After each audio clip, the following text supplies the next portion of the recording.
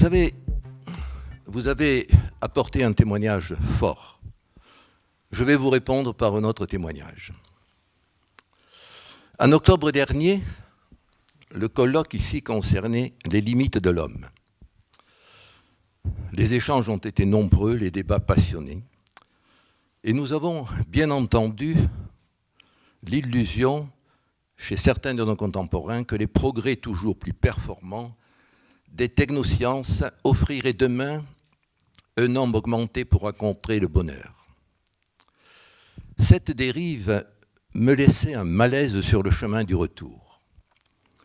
La politique du comblement du manque et le discours de certitude m'évoquaient plutôt un homme handicapé par la destitution subjective menaçante.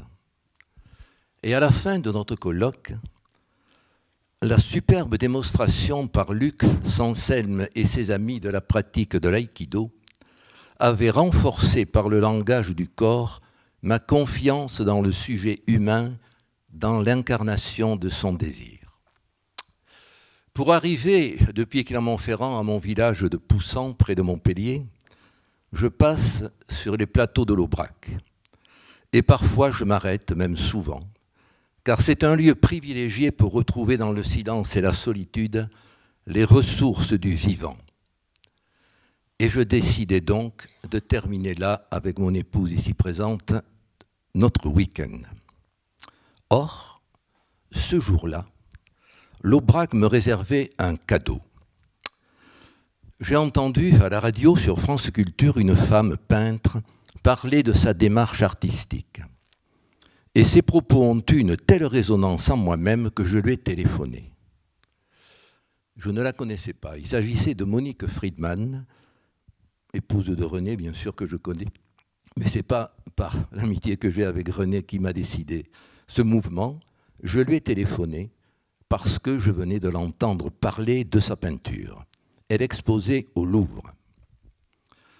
Plus encore, après avoir longuement échangé par téléphone, nous avons souhaité nous rencontrer pour continuer une conversation.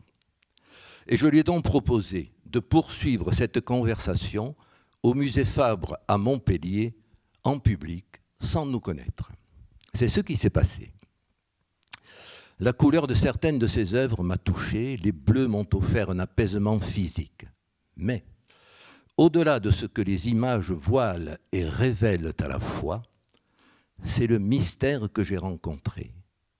Ces paroles que j'ai à nouveau entendues et un appel informulable du vivant qui m'a invité à me rapprocher de l'insaisissable de l'être. Et là, j'ai su que le clinicien et l'artiste, chacun dans son acte, s'étaient rencontrés. Soyez rassurés, c'est vrai, je suis médecin, gynécologue, clinicien et psychanalyste, membre de l'école de la cause freudienne. Mais, je puis vous rassurer, ce n'est pas par l'inconscient et par la théorie psychanalytique que je me suis approché de l'artiste. Voyez, monsieur, combien nous sommes proches. C'est par le symptôme. Ça me paraît plus sérieux. Ces paroles sur son expérience d'artiste, de Monique Friedman, et son œuvre m'y invitaient. En me faisant entendre son implication par son corps dans la peinture, elle m'a conduit à m'interroger sur mon symptôme d'abord, en tant que médecin psychanalyste, en tant que clinicien, et sur le sien aussi. Je veux dire, par son œuvre, en tant qu'artiste, habité par l'élan de créativité. Voyez-vous, nous nous sommes éloignés, vous l'entendez bien, de la dimension purement imaginaire de l'apaisante beauté. Ce n'est pas ce chemin-là que j'ai choisi pour lui parler, ce n'est pas ce chemin-là que je choisis aujourd'hui de vous parler. Mais sa quête, dans sa fécondité vers la vie, car c'est bien de cela dont il s'agit, n'est-ce pas, rejoint la mienne.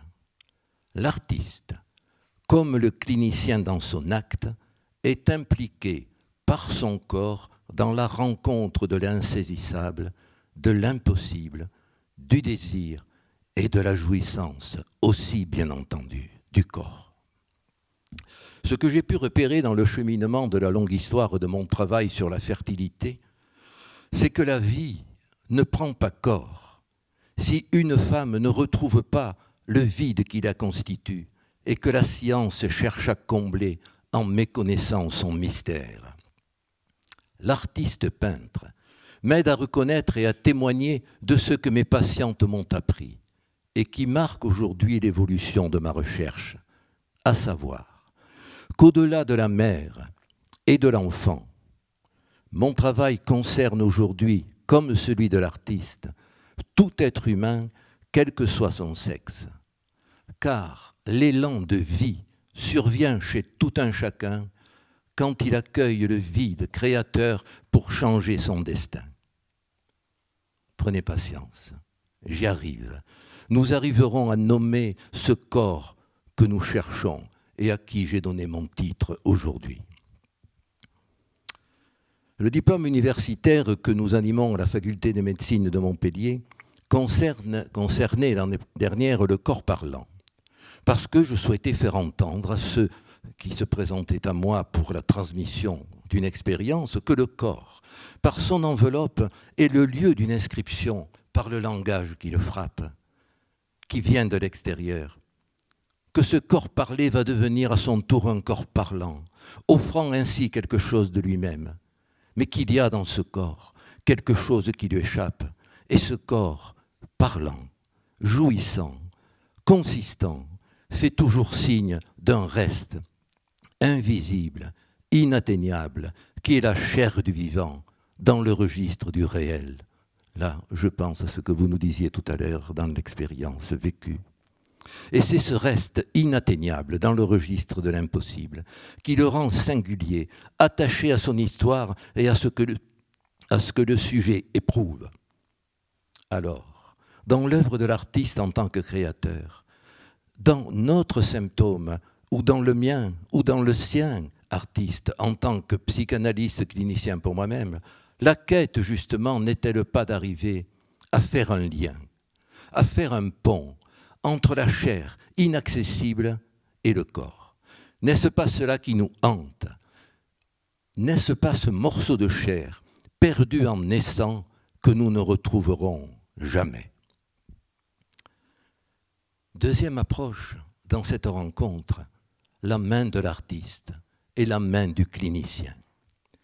L'artiste travaille avec sa main, qui est du corps, mais qui cherche à saisir quelque chose d'autre qui n'est pas le corps.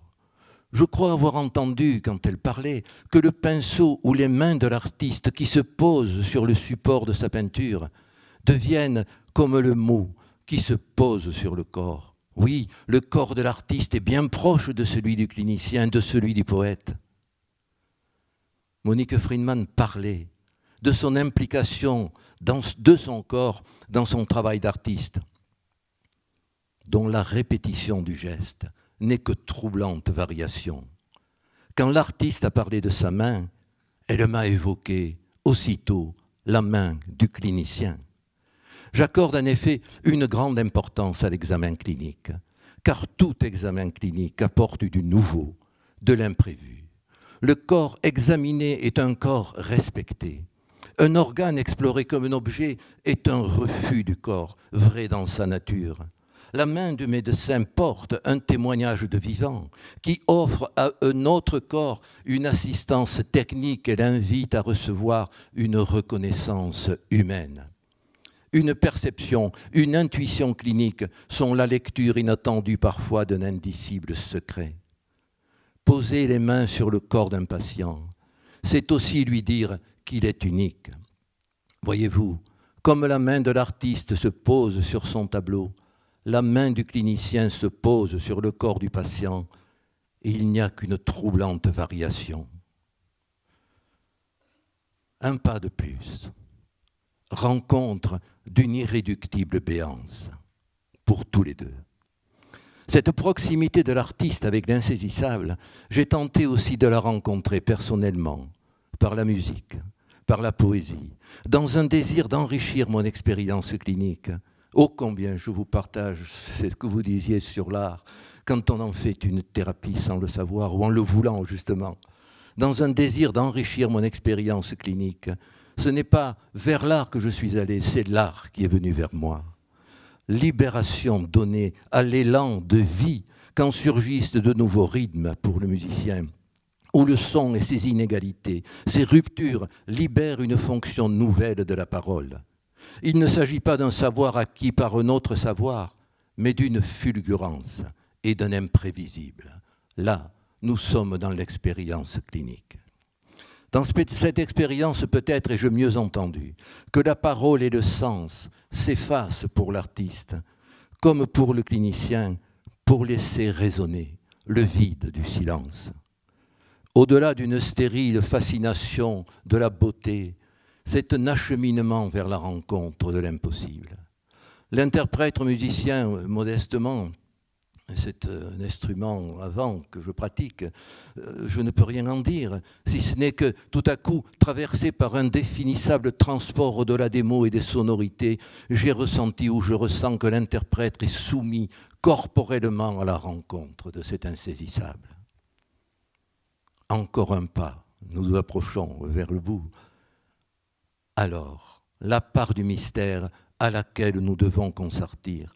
Comment l'artiste et le clinicien peuvent-ils établir ce pont entre la chair et le corps? Comment les choses peuvent-elles se produire? Je ne sais pas. N'est-ce pas aussi cette part de mystère à laquelle nous devons consentir? Et peut-être à ce mystère, nous tenons plus que ce que nous voulons bien le dire. N'est-ce pas cela qui fait le symptôme du clinicien, comme le symptôme du poète, comme le symptôme de l'artiste? Et ce nouage singulier dont nous avons tant besoin pour continuer notre chemin, chacun de nous le fait à sa manière. Et il m'arrive bien sûr aussi de le faire par l'écriture, par le vide justement que l'écriture ne peut atteindre.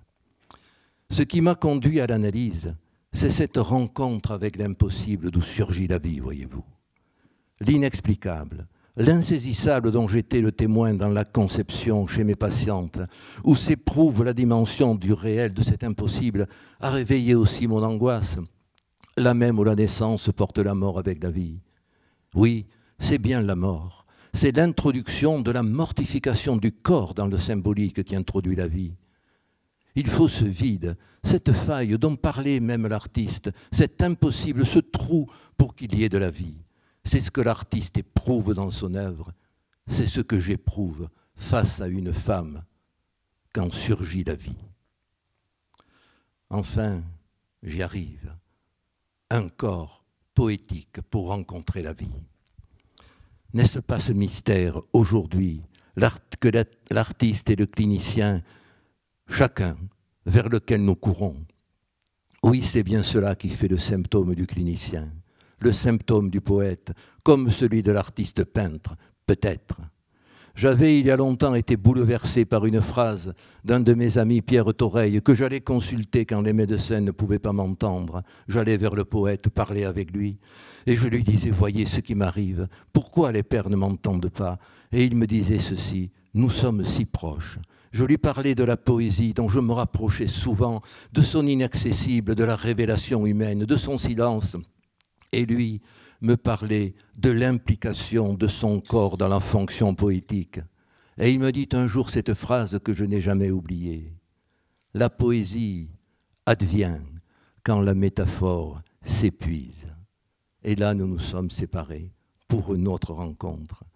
Et il me disait, nous sommes si lointains et pourtant si proches. Il me donnait ici toute la dimension clinique du symptôme, non seulement en tant que métaphore, mais en tant qu'il porte un élan de créativité pour rencontrer la vie. N'est-ce pas aussi cela qui nous convoque, cliniciens et artistes, et qui nous laisse nus, tels que nous sommes dans la singularité de notre symptôme, pour accueillir l'insaisissable, ce que j'appelle pour mes patientes et pour d'autres, puisqu'elles m'amènent au-delà du sexe, bien sûr, ce vide créateur pour rencontrer la vie. Mais oui, quand la métaphore s'épuise, comme dit le poète, quand le sens disparaît, le corps parlant prend l'habit du corps poétique pour rencontrer la vie. J'ai cette même perception avec l'artiste, avec le poète. Dans son expérience, l'artiste me parle d'aléatoire, de surprise pour que l'imprévu puisse advenir. Mais ce qui advient né de la production de son œuvre, c'est le regard lui-même. Le corps poétique parle chez mes patientes quand elles disent qu'elles n'avaient pas prévu de dire « Ah, j'étais venue pour vous dire autre chose et tout à coup je vous ai dit cela », sans aucun souci de l'exactitude de leur discours. Là, nous sommes dans ce temps vertical qui surgit tout à coup, comme le musicien quand il est dans le contre-champ et que les deux parties circulent entre elles tout à coup pour se rencontrer sur le plan vertical, quand deux notes sont saisies à la fois et que des harmoniques surviennent. Comment ne pas accepter cette identification majeure des deux implications si lointaines et si proches, où le tableau vivant incarne dans son immobilité cet élan que mes patientes ne cessent de me présenter dans le vide qu'elles incarnent sur le théâtre de la vie. Le corps parlant, habité par le langage, fait signe par son symptôme du corps poétique, et il nous parle aussi du sujet. Et là aussi, monsieur, j'ai entendu parler à travers vous le corps de votre fils. Le sujet humain que le clinicien réintroduit dans le langage quand l'objectivité du discours scientifique et du discours capitaliste l'exclut. Que de résonance dans les pensées du clinicien, du poète, de l'artiste, de l'écrivain, monsieur, aujourd'hui, comme je l'ai entendu. L'artiste évoque aussi le singulier d'une naissance toujours nouvelle, celle où la fulgurance et l'imprévisible jaillissent, quand l'artiste, comme le clinicien, se dessaisit d'un pouvoir et d'un savoir pour accueillir l'insaisissable instant de la conception. Ce qui du corps poétique devient vie n'est que connaissance dans la logique du discours. L'art du peintre rend visible le désir parce que le regard et la surprise sont les artisans de toute naissance. Je terminerai par une confidence, bien que j'en ai fait pas mal déjà. Ce que je ressens et qui n'engage que moi-même dans cette rencontre de l'insaisissable en clinique est à la fois souffrance et plaisir. J'ai entendu à travers ce que vous disiez aussi, monsieur. C'est toujours une souffrance de passer de l'impuissance à l'impossible, de buter sur cet insaisissable dans la réalisation de l'œuvre, d'être confronté à l'inatteignable de toute chose, incernable du réel, à ce trou sans bord ni contenant qui est source de vie. Mais la souffrance côtoie aussi la jouissance de rencontrer l'inachevé. C'est aussi pour ça que je me porte vers l'écriture.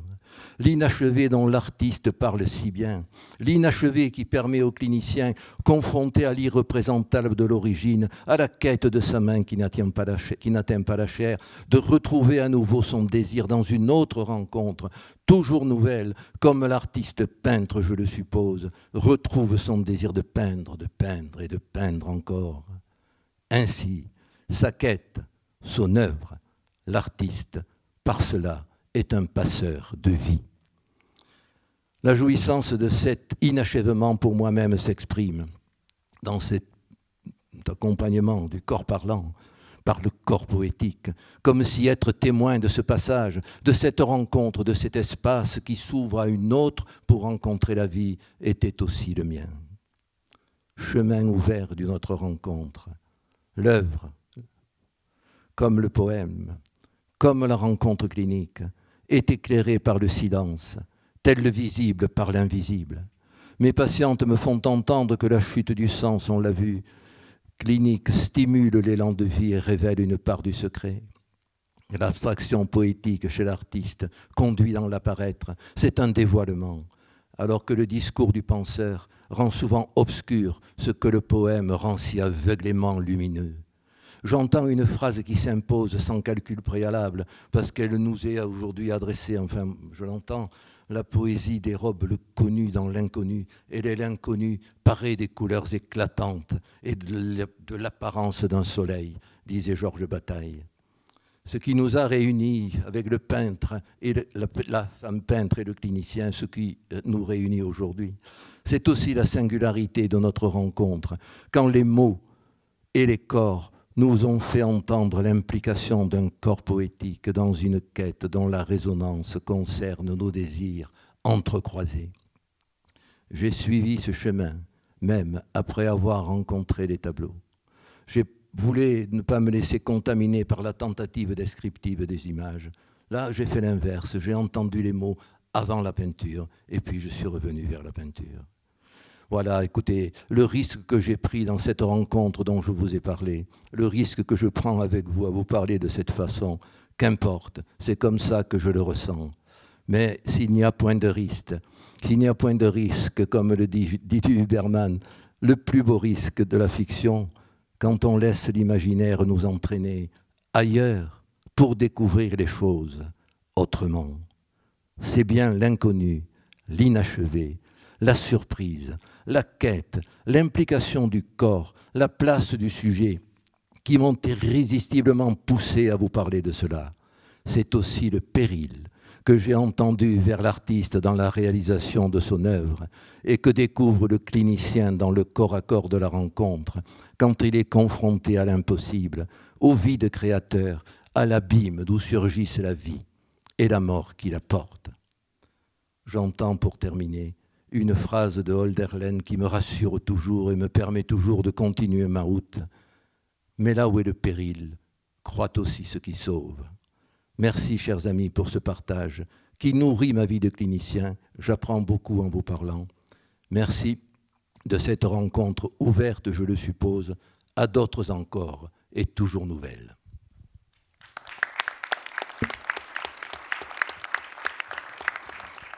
Et il ne faudra pas me laisser parler tout le temps, hein, Jean-Pierre. Il faudra qu'à un moment, tu me dises, c'est bon, Laurent, tu as eu ton tour. Mais comme M. Reboul n'a pas cessé de s'adresser à moi avec beaucoup d'amabilité, je vais quand même réagir aussi et commencer par dire que j'ai trouvé que c'était presque un poème que vous avez lu, plus que, enfin, je ne sais pas si c'est votre sentiment, mais qu'un témoignage, c'est un poème, c'est un beau texte.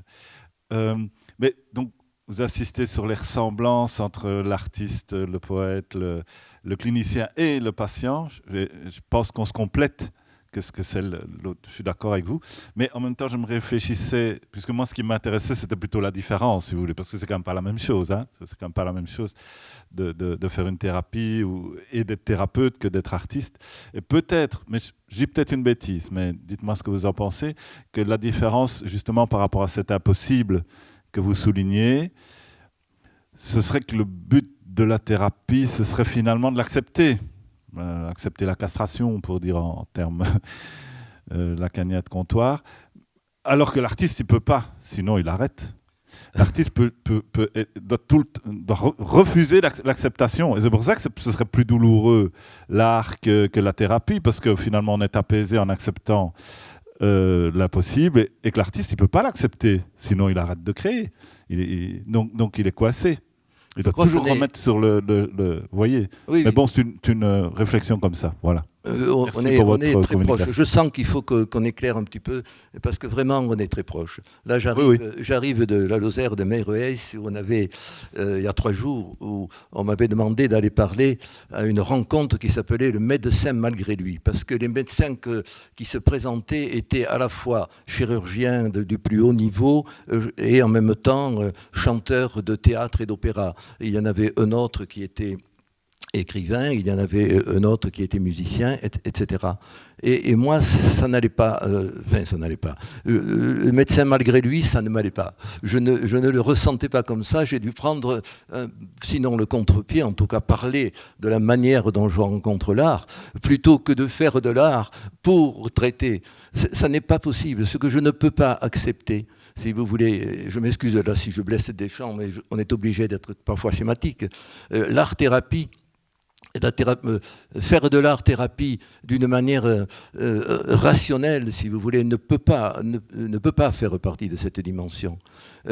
Qu'il y ait en nous-mêmes quelque chose de cette expression qui vienne nous surprendre, d'accord, mais qu'il y ait un calcul préalable d'ajouter l'art à la thérapeutique, je ne peux pas accepter ça, et je ne l'ai jamais fait. Et je suis en réaction contre cela, si vous voulez. Donc je comprends parfaitement.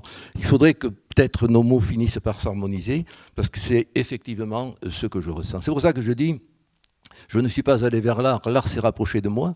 C'est vrai, quand j'allais voir Pierre Toreille, je n'allais pas lui demander comment vous faites pour être poète et pour soigner l'infertilité. Je lui disais, voilà ce qui m'arrive, ce qui me tombe dessus. Je ne sais pas, les médecins ne m'entendent pas. Et vous, qu'est-ce que vous en pensez ?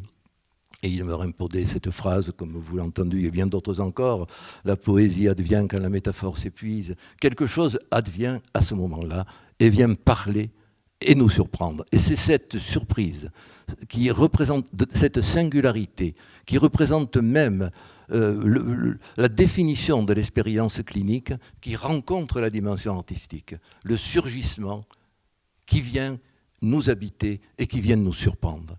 C'est pour ça que l'artiste est regardé par son œuvre, finalement. Ce qu'il vient d'écrire, ce que vous avez dit de très beau quand vous venez d'écrire le texte, modestement, évidemment, je le ressens. Hein, ce qui revient après vers nous, c'est le regard.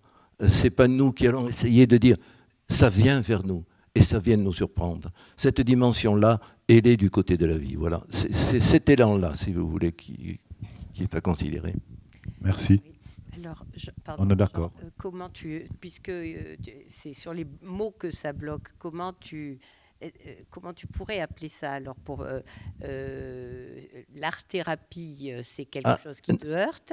Oui, l'art-thérapie me heurte. Oui, c'est l'intention. C'est l'intention qui me heurte. Si vous voulez, je ne peux pas entendre. Tiens, mais alors, faisons de l'art-thérapie. Nous verrons bien à partir de là quelque chose ne m'appartient plus. C'est déjà foutu. Et c'est déjà perdu. Quoi. La situation est perdue.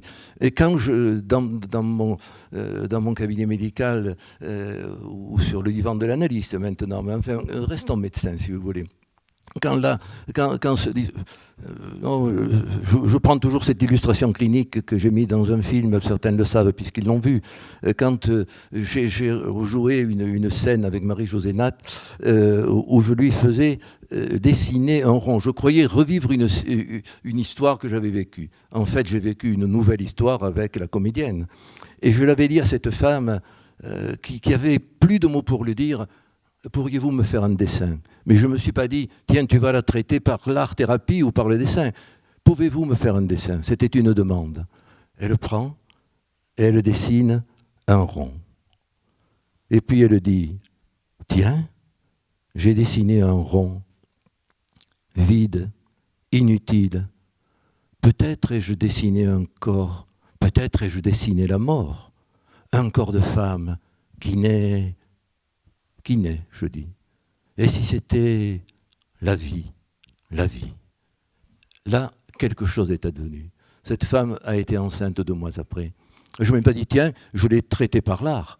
J'ai été spectateur de l'advenu d'une parole profonde qui surgit et qui vient sur ce corps parler, dont j'ai dit tout à l'heure quelque chose, devenir à son tour un corps parlant, parce qu'il a réveillé quelque chose. Mais c'est elle qui a trouvé le chemin d'y accéder, si vous voulez. Voilà une illustration clinique, si tu veux, qui me fait porter d'une certaine manière, où évidemment les mots, à un moment, vont défaillir, puisque ça n'appartient plus au langage.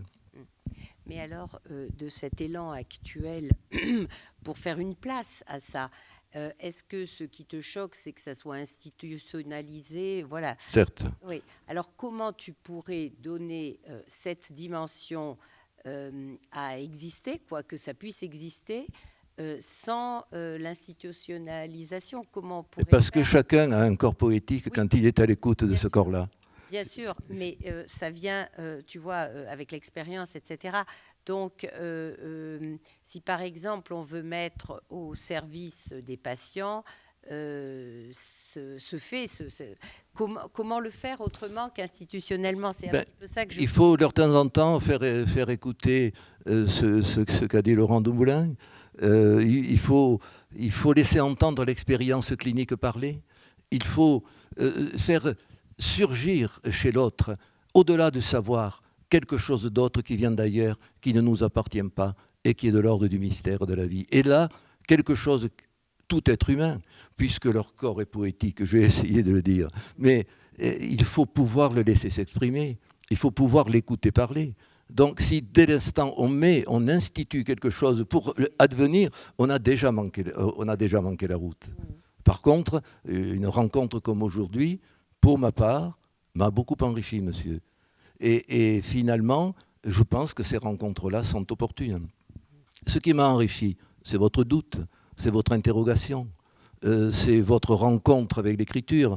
Bon, je m'excuse, il faudrait qu'on en reparle, mais il y a quelque chose-là qui est indescriptible, si vous voulez, informulable. Et c'est dans cet informulable que se trouve la vie. En tout cas, quand on aborde les choses comme ça, et là je prends l'illustration clinique pour le dire, quand je parle de ce dessin de cette femme-là, c'est un dessin sans calcul. Avant, je ne lui dis pas, tiens, je vais la faire dessiner, comme ça elle va me parler. Je vais mettre mon art au service de mon... Du tout. Il y a quelque chose qui est de l'ordre de l'interprétation. L'interprétation, c'est ce qui ne s'explique pas, mais qui fait vibrer comme ça quand on tape sur un verre, les autres verres en cristal qui sont là. Pouvez-vous me dessiner Vous me dessinerez votre... Dessinez-moi quelque chose. Je n'ai pas dit dessinez-moi la forme de votre corps. Pouvez-vous me dessiner? Et là, quelque chose advient de l'ordre de la dimension artistique, du corps poétique. Et c'est cette rencontre-là d'où surgit la vie. Et chaque fois que vous voulez, dans la relation d'une femme infertile et de son médecin qui s'occupe d'elle, introduire une dimension de calcul ou de savoir, ça ne veut pas dire que le savoir n'existe pas. Plus je vous parle, plus ceux qui me connaissent savent que je n'ai jamais lâché ce côté du savoir qui est tout à fait fondamental pour pouvoir accéder à autre chose. Mais ce n'est pas celui-là que l'on interpelle. Ce que nous apprennent nos patients vient d'ailleurs. Et c'est cette rencontre-là d'où surgit la vie. Et quand vous lâchez quelque chose de cette dimension du savoir pour vous mettre à l'écoute de ce corps-là, quelque chose advient et vous dépasse. Et la plus grande difficulté, c'est peut-être pour nous qui sommes de ce côté de la rencontre, d'entendre que là, quelque chose nous a franchement dépassé. Mais qu'elle est constitutionnelle, qu'elle est de l'ordre de la structure du sujet et de ce vide-là qu'incarne tout être humain, et en particulier que les femmes, évidemment, nous portent si bien. C'est tout ce travail-là, si vous voulez, qui est en route. C'est pour ça qu'il n'est jamais terminé. Pourquoi les gens me disent « Pourquoi tu continues encore de ton travail ?» Tu n'en as pas assez d'entendre des femmes, mais je leur réponds « Mais chaque fois que j'en vois une, c'est toujours la première. » Et je vous assure que c'est vrai. Je n'en ai jamais rencontré deux de la même manière. Et parce qu'elles m'apprennent toujours quelque chose de nouveau. Je crois aussi, je vous pose la question, mais il me semble aussi que ce qui résonne entre l'impossible que vous avez évoqué à plusieurs reprises et l'impossible de l'artiste auquel il se confronte. Je ne suis pas tout à fait d'accord avec ce que Laurent oppose, la névrose qui va chercher la castration et l'artiste qui ne la voudrait pas. Parce qu'au fond, le névrosé, ce n'est pas chercher la castration comme telle, c'est que c'est l'impossible qui fonde son possible, qu'il est en train qu'il a exclu, qu'il a barré. Le propre, il me semble, dans ce que vous dites aussi, c'est que c'est sur l'impossible que se fonde le possible. Et c'est peut-être là que notre monde est en train d'avoir beaucoup de difficultés à encore repérer ça. J'étais là samedi passé à un colloque à l'occasion des 30 ans d'un centre de procréation médicale assistée. Alors, c'est extraordinaire. Ces gens sont dopés, littéralement, par la nouveauté et le côté extraordinaire de tout ce qu'ils peuvent faire. Je ne vais pas critiquer ça. Mais ils sont en même temps dopés à tel point qu'ils ne perçoivent plus que c'est l'impossible qui fonde le possible. Ils sont dans le monde du tout possible, ou du presque tout possible, ou du pas encore tout possible. Et là, ils rejoignent. Et il y a quelque chose qui, par définition, les femmes nous renvoient. Quand on imagine, par exemple, on a maintenant... On peut montrer à une femme les images de la procréation. Tenez, vous allez voir. Si vous venez sous le microscope, on va arriver à saisir le moment où les choses vont se passer. Et on va arriver. Si ça devait marcher comme ça, il y aurait des résultats extraordinaires. Il n'y en a pas. D'abord, les femmes n'aiment pas trop cette façon de voir les choses. Deuxièmement, on essaie de saisir l'insaisissable. Mais la procréation médicalement assistée rend encore plus présent la difficulté de rencontrer la vie. Parce que justement, ce dont il s'agit est inabordable. Et parce que c'est irreprésentable, c'est pour ça que c'est la vie. Et là, si une femme, quand une relation s'opère entre son médecin, celui qui l'accompagne, il l'accompagne, si on met des mots, évidemment, ça va paraître analytique, mais ce n'est pas ça du tout. Donc, quand je vous parle, là, le film dont je vous parle, il y a 25 ans. Hein, je terminais à peine mon analyse. Donc, c'était pas... Non, à ce moment-là, nous sommes dans une dimension qui est tout à fait autre, si vous voulez. Donc, c'est insaisissable des choses. Quand il advient, à ce moment-là, la vie survient. Et c'est toujours sans calcul préalable. Mais vous savez qu'en Belgique, on a changé de nom pour les centres de procréation. On les appelle désormais centres de reproduction. En tout cas... Alors, on est fort en Belgique. Je vous signale qu'on est très fort. On est toujours en avance. Alors, ne me parlez pas de la Belgique, parce que la Belgique, je vous l'ai dit l'autre fois, quand j'ai fait le film dont je viens de vous parler, quand j'ai écrit le premier livre sur l'infertilité, c'est à Louvain que je suis allé, chez les Béguines, le présenter. Je n'ai jamais oublié, et effectivement, j'ai pour les Belges un regard très attentif, très chaleureux, et parce que j'y suis retourné bien souvent. Et justement, j'ai trouvé des gens qui se sont mis à l'écoute de cet impossible-là, et qui se sont aperçus effectivement que cette rencontre de l'insaisissable, de l'incernable, bon, que l'analyste appelle le réel, progressivement, le travail, évidemment, de l'accompagnement, nous sommes des passeurs de vie, mais nous ne sommes pas des gens qui donnons la vie, nous sommes des passeurs de vie. Nous accompagnons jusqu'à cette dimension de l'insaisissable de l'être, d'où va surgir la vie. Oui, juste dans cette lignée, puis on va faire une pause. Après, s'il y a des questions. Est-ce que l'un au 30e anniversaire du centre et l'autre dans toute ta vie, est-ce que tu as des médecins qui te répondent quand même, qui te disent, tiens, à ce moment-là, la vie est arrivée. Est-ce qu'ils vont jusqu'à dire ça? Ou est-ce que quand même, ils ne peuvent pas le dire? Ils ne peuvent. Ceux qui le disent, ce sont les femmes. Allez, je vous raconte très vite et puis je m'arrête. Je vous promets, c'est la dernière. Hein. Je l'ai peut-être raconté ici, mais enfin, je vous la dis parce qu'elle va quand même très bien vous saisir le problème. Une fois, je reçois un couple venant de très loin qui vient me voir dans mon village et qui me dit, voilà, vous avez écrit un livre et dans ce livre, vous avez écrit « Il faut lâcher prise ». Alors, ma femme est infertile, lui était un scientifique. Ma femme est infertile depuis 10 ans. Et vous avez écrit « Il faut lâcher prise ». Là, j'ai vu le poids et la culpabilité qui me touchaient brutalement. J'ai dit, ces gens ont fait tout ce parcours pour venir te dire comment on fait pour lâcher prise, parce que tu as eu le malheur d'écrire ça et qu'ils l'ont en tout cas perçu comme ça. J'ai vu le poids de la parole et l'écueil que cela pouvait représenter. Qu'est-ce que tu vas faire? Ils avaient fait 500 km en voiture. Alors, je prends les choses comme avec tout le monde, je les examine tous les deux. Au bout d'un certain temps, très bien, ils vont s'asseoir, je n'avais rien trouvé. Je regarde le dossier, bien sûr, après. Et puis, il s'assied. Et le mari scientifique me dit alors, en souriant, « Alors, pour lâcher prise, comment il faut faire ?» Là, je me suis senti écrasé, si vous voulez. Et il ne m'est venu qu'un mot. C'était certainement pas de l'art. Mais en tous les cas, c'était le désarroi qui me poussait à répondre. Et je les regarde en leur disant, je ne sais pas. Et dès que j'ai dit ça, je me suis dit, ils vont se lever, bousculer le bureau et partir avec des insultes. Il n'y a pas eu ça. On s'est levé. Je les ai accompagnés jusqu'à la porte et nous nous sommes séparés. 12 mois plus tard, dans ma salle d'attente, il y avait un couple et un couffin. Je les reconnais. Vous me reconnaissez, bien sûr, messieurs, dames. Entrez. Nous passions, là, nous n'étions pas très loin, on est venu vous dire. Quand on est sorti la première fois, on a fait tous ces kilomètres sans se dire un mot. Nous étions totalement désemparés. On ne savait pas ce qui allait se passer. Puis on a passé 2 ou 3 jours. Et puis tout à coup, quel est celui d'entre nous? Il se regarde, qui l'a dit? Le premier. Mais on a dit, celui qui a lâché prise, c'était lui, le médecin, parce qu'il ne savait pas. Et 2 mois après, elle a été enceinte. Là, nous pouvons faire la pause. Oui. Voilà.